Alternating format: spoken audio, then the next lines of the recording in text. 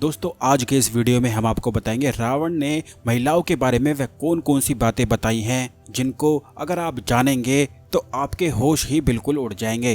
रावण ने महिलाओं की विशेषताएं और अवगुण के बारे में कुछ बहुत ही ज्यादा खास बातें बताई हैं कि क्या चीजें उन्हें बलवान बनाती हैं और कौन सी चीजें उन्हें कमजोर बनाती हैं। ये बातें हर किसी को जाननी चाहिए जिससे हर कोई अपनी इस कमी को मिटा सके।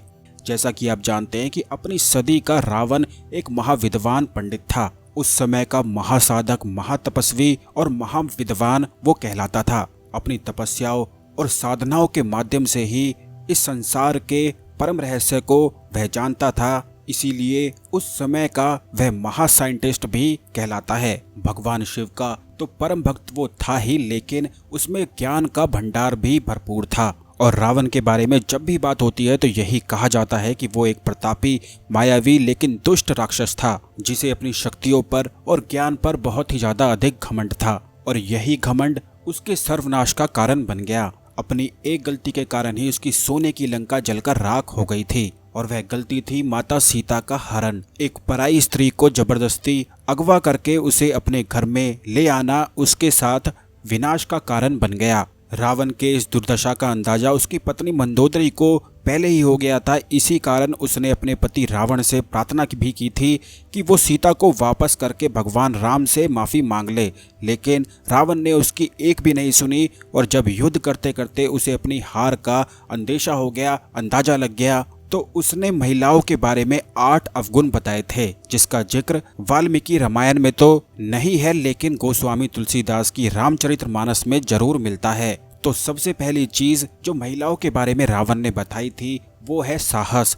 रावण ने कहा था कि महिलाएं साहसी होती हैं लेकिन अक्सर अपने बल का प्रयोग वो गलत जगह करती हैं। दूसरा है कि महिलाएं झूठ बोलती हैं। स्त्रियां अक्सर झूठ बोलती हैं क्योंकि वो कोमल हृदय वाली होती हैं, जो कि अक्सर अपनी बातों को मनवाने के लिए, अपनी बातों को छुपाने के लिए झूठ बोल देती हैं और बुराई का कारण बन जाती हैं। तीसरी चीज जो रावण ने बताई है वो है स्थिर और चंचल। महिलाएं अस्थिर विचारधारा और चंचल चित्त वाली होती हैं, इसीलिए उनके मन को समझ पाना बहुत ही ज्यादा अधिक मुश्किल होता है।